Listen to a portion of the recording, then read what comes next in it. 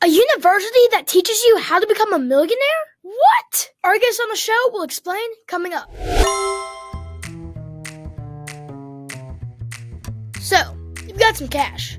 Maybe from allowance, or that money your grandma gave you for your 7th birthday. Here you go, sweetie.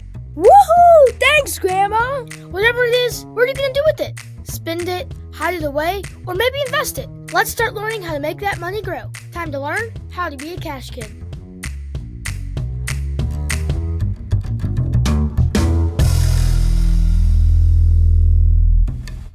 Welcome back to another episode of the Cash Kid Podcast. I'm so pumped about today's guest on the show. They might have only agreed to come on the show because I'm a kid. And how can you say no to a widow kid? But whatever it is, I'll take it. Don't forget, if you aren't already, to follow us on Instagram, YouTube, and Facebook. We love interacting with our audience on these platforms, and be sure to subscribe to our podcast and leave a review from wherever you're listening. Joining me on the show today is Justin and Tara Williams from the Millionaire University Podcast. Their motto is graduate rich, not broke. I'm hooked just from that. Millionaire University believes that anyone can start and grow a successful business.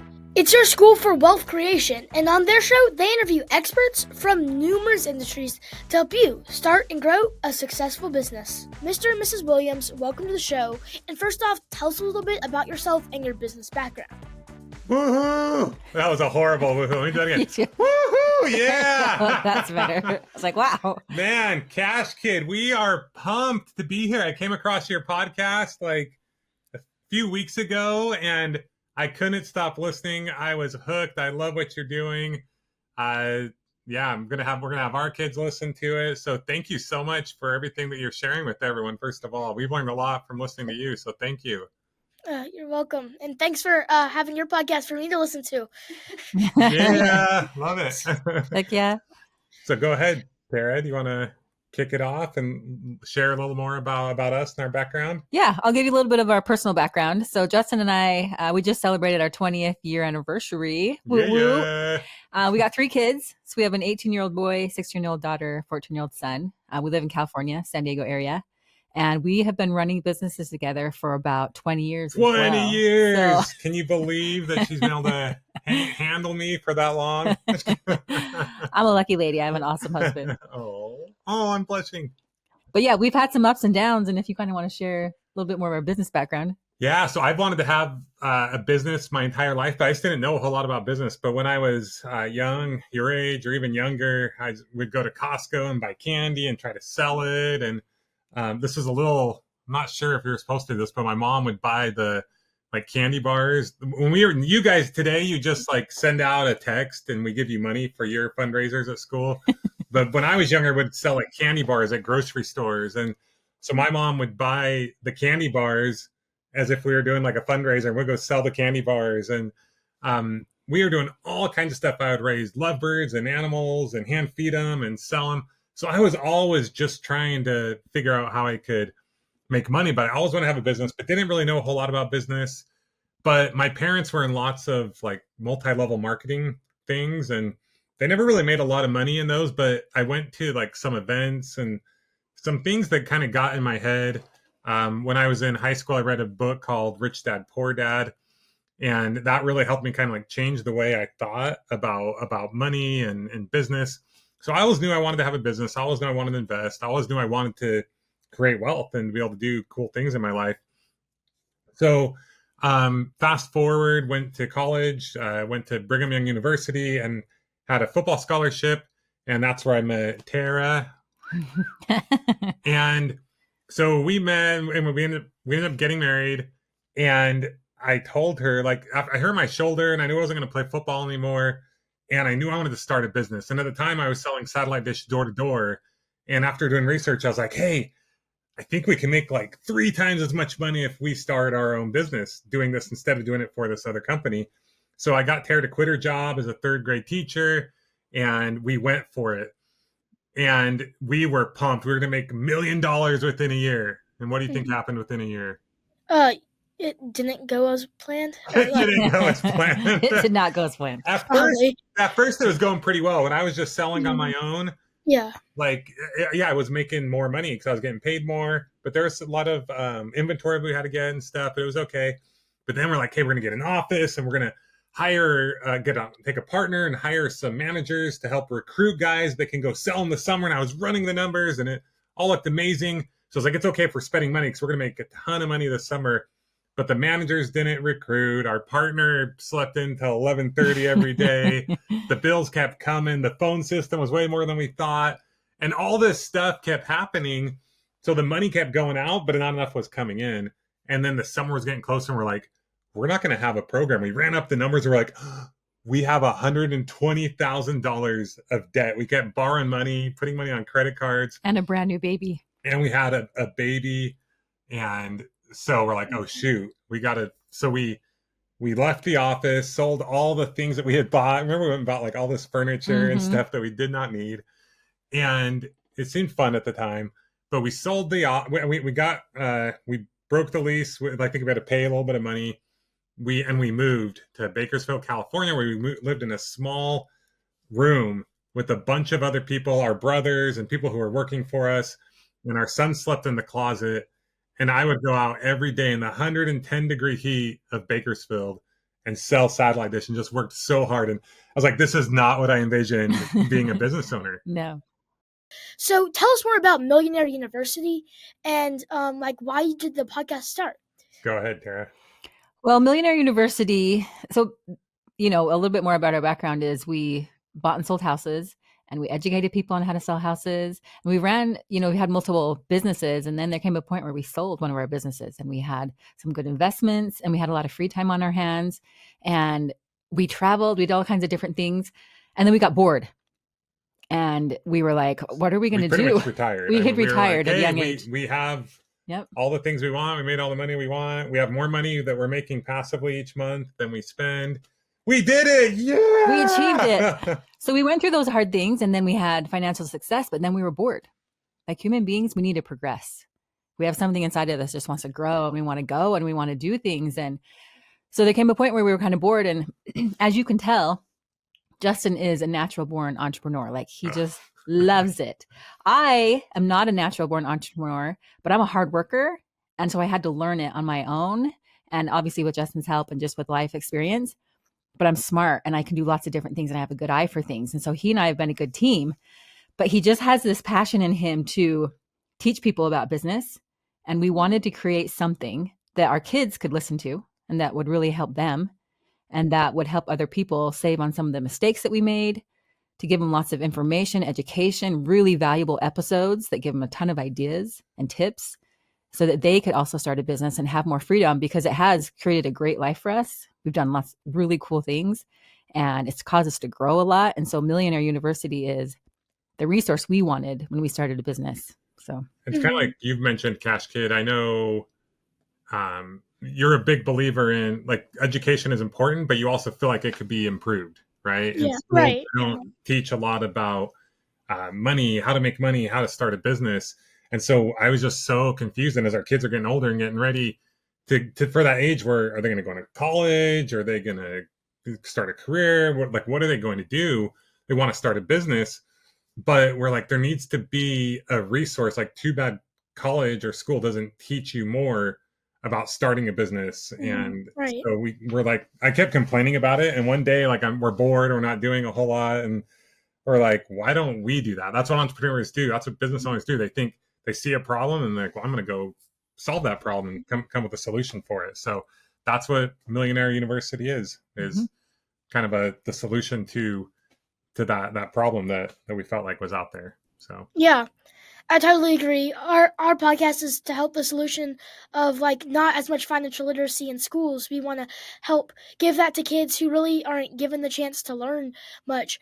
Like my entire 6th grade year this year, we had 5 minutes in the first section of our social studies class to do a stock market game while we're going through the Great Depression in our social studies.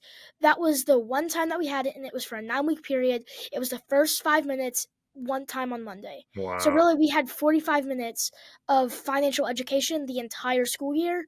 And so it's really not enough, because by the time you get out and into the real world, you're going to have taxes and stuff, and no one's ever taught you how to do that. So it's Yeah, kind of the mission here. I love it. Amen. Yeah. So tell us about some experiences you've had running your own business, the ups and downs, and all the failures that got you to where you are today. There's been lots. How of them. long is this podcast? We've had many ups and downs, many successes, And many failures, yeah. and many failures. But that's what's amazing about running a business is, you go to school and you show up, like you said, and the teachers, and we're grateful for school, it teaches you habits, how to make deadlines, how to be organized, how to be social. There's so many good things. And that's a really important phase of life, to learn those things. But then there comes a time where certain individuals decide they want to start their own business. And you don't have anybody who wakes up in the morning and says, get up, do this. This is how you make money today. Nobody's telling you that. So who has to tell you that? Just you. Self-motivated. You're your own boss. And so you go from people saying, turn this assignment in exactly this day to this time, and you're just doing what everybody tells you to do, to where all of a sudden you're your own boss. And it's epic that you're your own boss. And it's also really scary sometimes, because you're like, well, what do I do? How do I handle this? And so we've had to learn to be our own bosses, how to handle problems that come our way, because that's what business owners do. They solve problems every single day, and how to solve problems and also be able to make money and take care of our family. And so it's been a journey. I think it's kind of interesting. If you look at college and the education system, people will spend thousands, tens of thousands of dollars to go to this place for 4 to 8 years to have someone else tell them what to do, where to go, and all these things. And it's like, if you can take that same thought process but apply it to business, because what happens with business is when things don't go perfectly, a lot of times people are like, oh, I failed, like, because I didn't make a ton of money right away. It didn't work out. But if you can have the thought process of, I'm doing things that I believe will lead me towards creating financial wealth and financial freedom. But if it doesn't go perfectly, then you look at it as, oh, I'm learning. This is an education. Mm-hmm. Then you won't look at it as a failure, because no one finishes college after 4 years, even though they didn't make money and they spent money and ended up in debt. And they're like, I failed, they're like, no, like, I accomplished something. So I think if we can shift our mindset when we're starting a business and growing a business, and know that there are going to be struggles and failures along the way, but that's just a part of the process. Who was it who it took like 1,000 times to Benjamin Franklin. Anyway, maybe you should go back to school. Yeah, maybe I should go back to school. To discover electricity. Uh-huh. Anyway, but it wasn't like he failed. He was just figuring out ways that it didn't work, because then he would know the way that it did work. Mm-hmm. And that's really all like a business is you take action on things. And there's certain businesses you can start that are like service businesses that you can start making money tomorrow. Yeah. And then there are other businesses like creating a platform like a podcast or a blog, or like creating an audience, that are going to take a lot longer. Like, you're not going to make money instantly, but you got to look at it as more like, do you enjoy it? Are you learning? Are you growing? And then more for the long term, right? So I think there's just different ways to look at your business depending on what you're doing. But just know that struggles and failure are going to be a part of it, so that when those happen, we always tell our team, like, we get paid to solve problems. So when problems come, you literally should be like, yes, it's a problem, instead of, because if we get down and we're like, oh, this is so hard, then it's easy to quit and give up, and then you won't ever achieve your dreams. So. Mm-hmm. Yeah. That reminds me, when you go into the failures, my math teacher in her room, she had up a poster, and it said, I haven't failed, I've just made 10,000 mistakes. Yep. Or learn 10,000 ways how to not do it, right? So, right.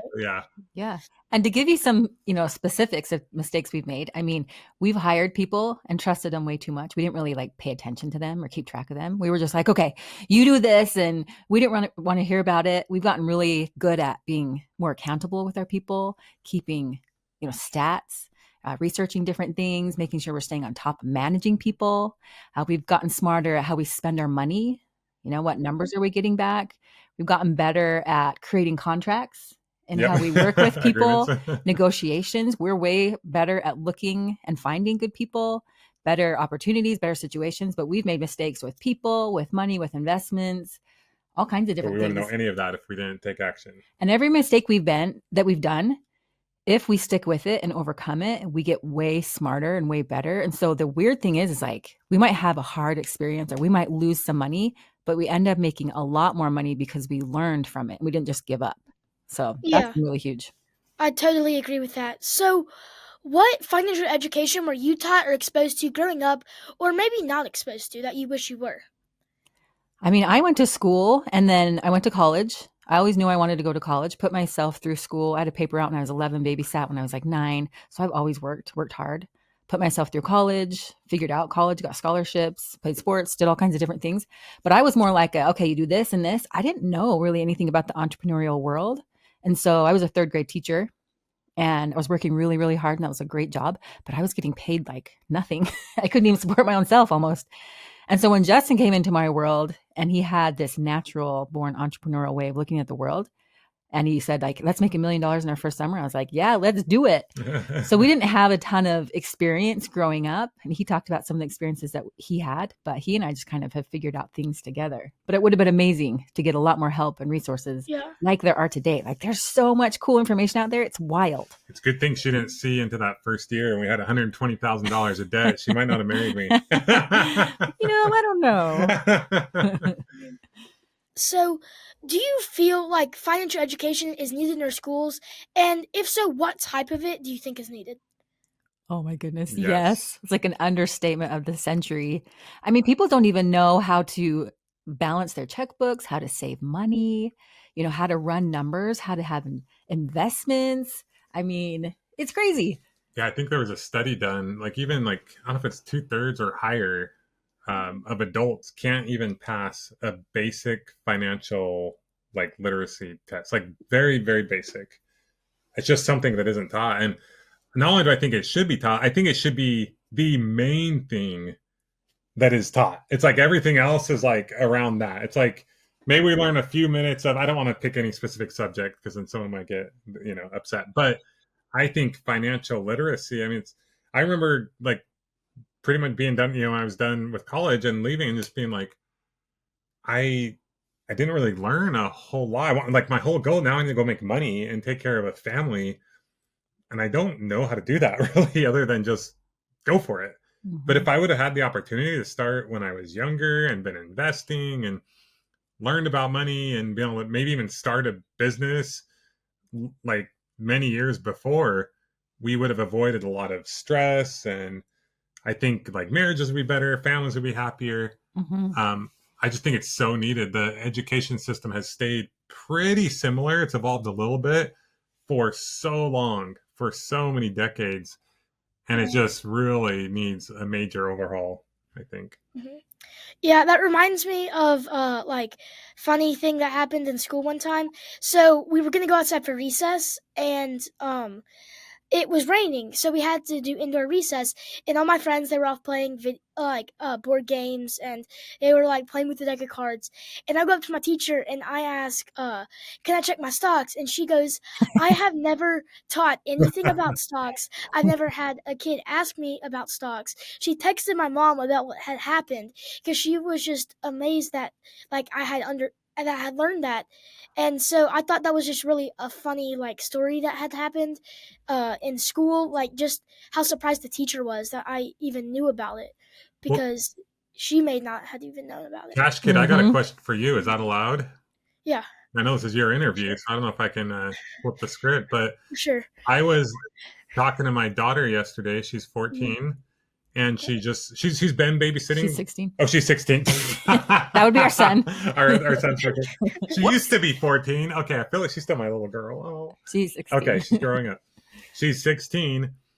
And she's babysat in the past, but now she's got like a more regular babysitting job where she'll be babysitting 2-3 times a week. She's getting paid a little more money. So she's very interested in investing. And I haven't done a ton of stock investing. We've done more like in real estate and stuff like that. But I was telling her, I was like, you should probably just put a bunch of money like in stocks. But she was also asking like, well, how much money can I make if I put in stocks? Like, what would your advice be to a kid, whether it's like anyone from the age of 10 to 18 or whatever, yeah. who's making money, like what percentage would they put in? Like how much money you think they can make from that? Like what would you tell her, like where to put that? Okay. So so when you said 10 to 18, I bought my first stock at 10. Awesome. I got my brother, so we invested in an app called Greenlight that allows kids to have like their own debit card and stuff.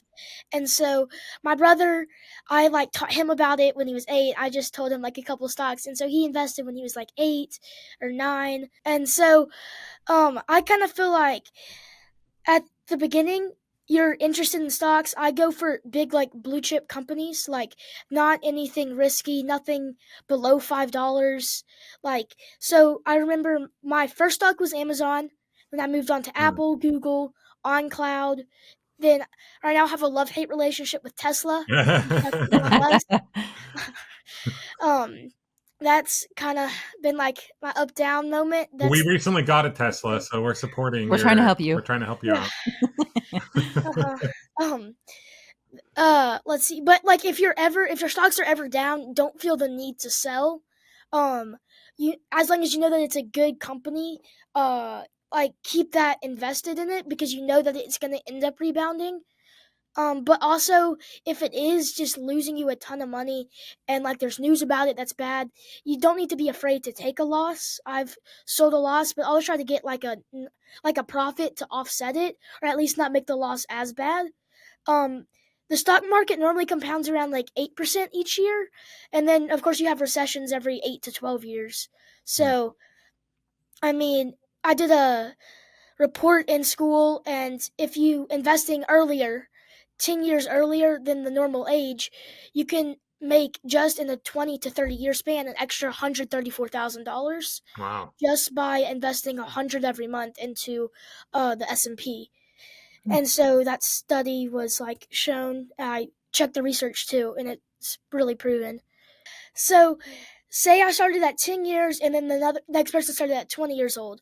The 10-year-old person would make $134,000 more than the 20-year-old. Wow. In just a 30-year span. He invested for 30 years, the 20-year-old invested for 20, but he makes that much more. The 20-year-old makes like $74,000-ish if it compounds at like 8% each year.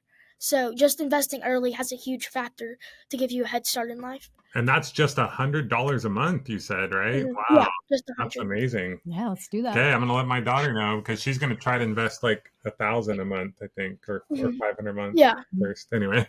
Yeah. Okay, well, that was amazing. Thanks so much for coming on your show today. All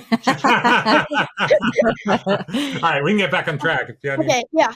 Do you feel my generation could be the largest group ever to reach millionaire status? They better. They better. By the time you're our age, if you're not a millionaire, then you're probably going to struggle to pay your bills because of, inflation and everything. But you had some good answers for this. You guys have more information than anybody has ever. Look at you. You are extremely intelligent. I'm like, wow, if I was this smart at his age. For real. And look at all the things that you're doing. Like, there's so much out there, so much information. Yeah, I'm good looking. I know, right? Wish our daughter was a little younger, but we were talking about this. You guys have so much opportunity, and so do we. We have it just as much as you guys do. And I would say the hardest thing with any human being, no matter what generation you're born in, is work ethic. And distraction. And so, this generation, we can get things quick. That quick instant gratification. And when you have a business, it's more of a long game. Like, you got to be patient, and it throws curveballs at you, and people aren't telling you exactly what to do. And so, can kids and this generation be millionaires? For sure. But will they face themselves, develop the work ethic, develop some patience, and put themselves out there, step out of the box a little bit? The habits to avoid the distraction.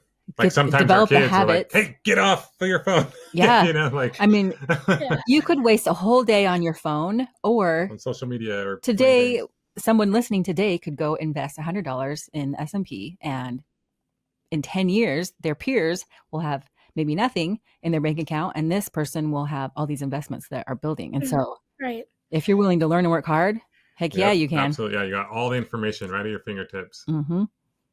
All right. let's talk business. Our next season on the Cash Good Podcast is going to be focused on ways kids and teens can use their skills to earn money. What opportunities do you feel there are for the next generation in starting and running their own business? So many.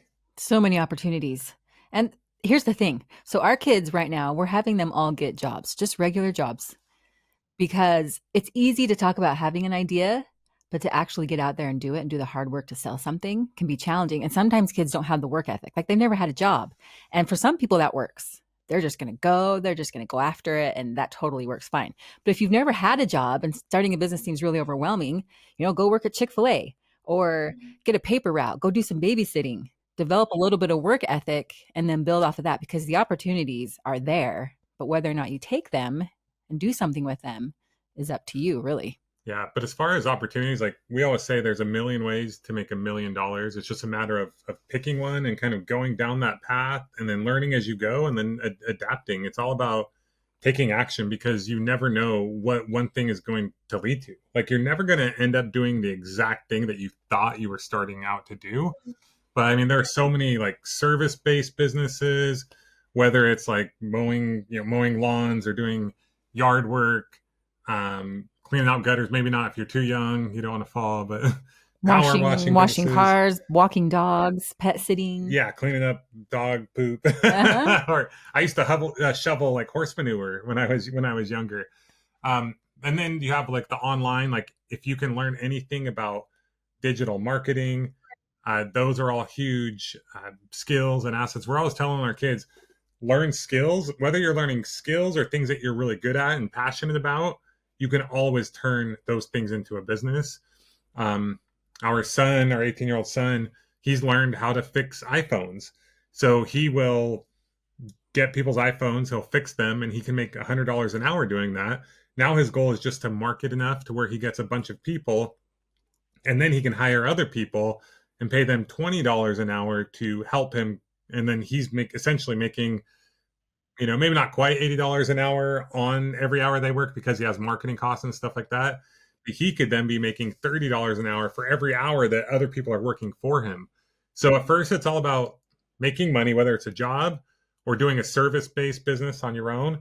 And then the goal is to use leverage, which is either other people, which is money or other people, so that you can scale and grow, and so that you can make more money than a normal person would be able to make on their own, just working by themselves. So I know I kind of threw a lot out there. Or another leverage point is if you have like a media platform, like a podcast or something like that, you can grow an audience, and then you can either sell sponsorships or courses or programs or things like that. So lots of opportunity. All right. How are you teaching your own children about running a business and their potential to be entrepreneurs themselves? I mean, some of the things that we're doing are very basic, because running a business is, you have to have habits. You got to go to bed at a good time. You can't be addicted to your phone. That's a hard one with our kids. We're like, get off your phone and focus, distraction. That's a really big one. Can you stay organized? Can you have a deadline and follow it? So a lot of the things that we work with our kids are, okay, you have this awesome idea. Like you want to get this 3D printer and you want to print really cool things. Our 14-year-old was just barely talking about this before we left. And it's like, okay, do you know how to communicate and talk to people? And so those habits are really, really huge of, do I believe in myself? Can I do what I say I'm going to do? Not just talk about the idea, but actually do the hard work. And then can I follow up and have accountability? And can I hold my own self accountable? We do a lot of that. We are constantly talking to our kids about money and entrepreneurship. Anytime we go on a trip, like a plane or somewhere, they have to do, instead of just playing games, they have to spend half of the time listening to podcasts or business books or self-development. And then they can spend the other half of the time like watching a movie or playing on the games or stuff like that. And I think just getting that stuff in their head, talking to them all the time about it. We do a lot of just kind of general life coaching too, because it takes some confidence. You have to have some confidence to hop on this podcast and be the Cash Kid. I mean, and then you're learning. And so we talk to our kids a lot about have a voice. When you're in a room, look at people in the eye and say hello. Do you feel comfortable being around other people? Can you stand on your own? There's a lot of mental health that we talk about too, so that they feel strong and confident and have those habits. So they're like, okay, I can do this. Let's go. So we do a lot of that as well. I mentioned this already, but the more skills you have, the more likely you are to the more successful you're going to be at starting a business. Like our son, another thing he's starting to learn is how to code. Now, I don't know in 10 years, like what he's learning right now with AI may be obsolete, but as he learns how to code, he's going to learn some basic things that he can then go out and get paid to do that for other people, or he can do it in his own business. Or what I keep telling him, he's like, oh, what if AI? I'm like, then learn how to use AI to code, like keep learning, stay on the cutting edge of what's going on. And you just keep growing and adjusting and pivoting. And if anything else, like Tara mentioned, he's learning how to be focused and how to learn a skill and how to apply that skill. And then he can learn other skills from that skill, like apps that he wants to create and different cool things that he wants to do. Sometimes just getting your brain going on all the different ideas and then taking action on those. That's a skill in and of itself. Mm-hmm. So, and sometimes too, it's really good for kids to like play a sport where you like develop this grit. Like when I was 14 years old, I started running on my own. Nobody told me to do it. I just wanted to be able to run. So I'd run like a quarter of a mile and I'd stop. And then I'd be able to do a half a mile. And over a whole summer, I was able to run 2 miles by myself. And that created so much mental strength in me because it was so hard. I was overweight. My body wasn't healthy, but I really enjoyed sports. And that made me so strong. And then when I was able to do that, I was like, well, maybe I could do this. Maybe I could get myself into college. And I did.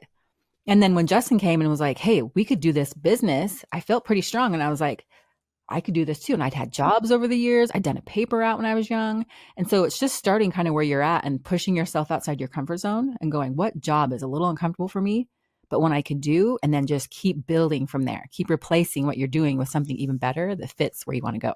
Yeah. If you become good at sitting, watching dogs or walking dogs, over time, you might be able to start a dog walking business, or you might see, oh, these dogs need better like leashes or collars. And then you can start an e-commerce business selling those things. Like, but then you got to learn about e-commerce, right? And then you learn skills around there. You learn marketing skills. Like now I know this marketing skill and I can turn that into an agency. Like all these things just build on each other. So it's just about taking action and then keep adapting as you go. Yeah, well said. So, your episodes are so jam-packed with information. What are our future plans for the show? To take over the world. Just kidding. Don't listen to her. I'm just kidding. No. I'm just kidding. Go ahead. Well, the first year, the goal was really to focus on the podcast and grow the podcast. We were also traveling the world. So it's so cool because we're in these other countries and then we're also growing this podcast. And so that's been the goal of the first year. And then the second year is to monetize the podcast, to be able to, for every dollar we spend, get 50 cents back, and then $1, and then $2. And so the goal currently is to make money on what we're spending to grow the podcast. And then what's after that? So we want to keep growing the podcast. We want to keep growing other platforms like social media, our email list, our website, like get better content, more content on our website. And then we want to launch a program, which will probably happen next year.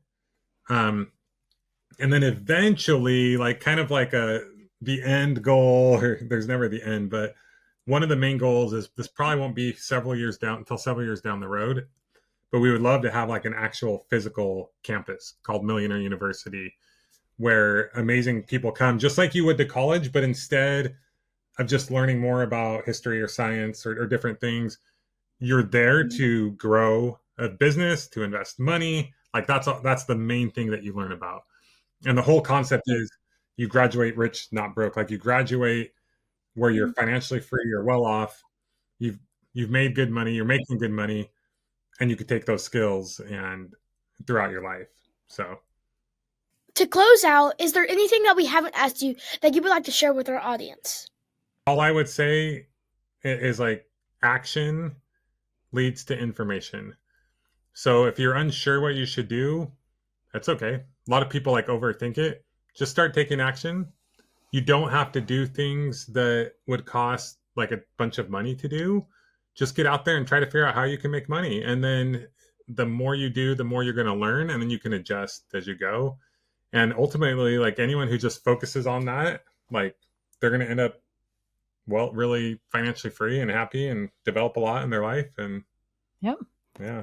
And just remember, everything you want is a little uncomfortable. I imagine when you did your first podcast, it was probably pretty uncomfortable. Start where you're at, do something uncomfortable, It's just so physically cool. push yourself, find a passion project, push yourself into that, and just start doing cool things because they build. And the truth is, like, making money is cool, but and we need money to survive, to pay our bills, to do fun things. It's an exchange of value. But what's so cool about working towards making money and working towards creating that value is it forces us to go through a lot of challenges, a lot of obstacles, a lot of problems that we're solving. And we've come to find that even more powerful, even better than the money is the person that you become by going through that journey, through that experience. Whenever you go watch a movie, it's like the person like has this goal of this thing they want to accomplish. They call it the hero's journey. And what happens is they had set out on this journey, and the end goal never ends up being what they thought it was, but the end goal helps them become the person that they needed to become. And that's even more powerful. And that's how we're touched. And that's how we are as human beings. That's what we resonate with. So I congratulate you on this journey. You're facing a lot of hard things, and a lot of people wouldn't do, just because it's like in the mind, our mind will be like, oh, this is hard. I can't do this. I'm too young. And you're just going for it. So I think that's amazing. Not only are you going to be rich, but even more importantly, like the character that you're going to develop along the way and the person you're going to become. All the people you help. Yeah, it's just really cool. So, Mr. and Mrs. Williams, we appreciate your time and your expertise. You can listen into the Millionaire Podcast on any podcasting platform and check them out at millionaireuniversity.com. Also, be sure to check out their free business training on their website. Thank you for joining us on the Cash Kid Podcast and boosting the financial knowledge of fellow Cash Kids everywhere. Remember, anyone can be a Cash Kid, you just have to learn how to become one. Cash Kid, out!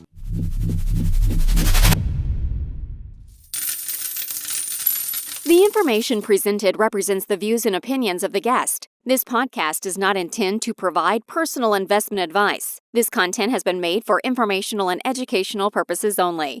To make a full and informed investment decision, we advise you to speak with a financial advisor. And for kids, definitely your parents first before investing.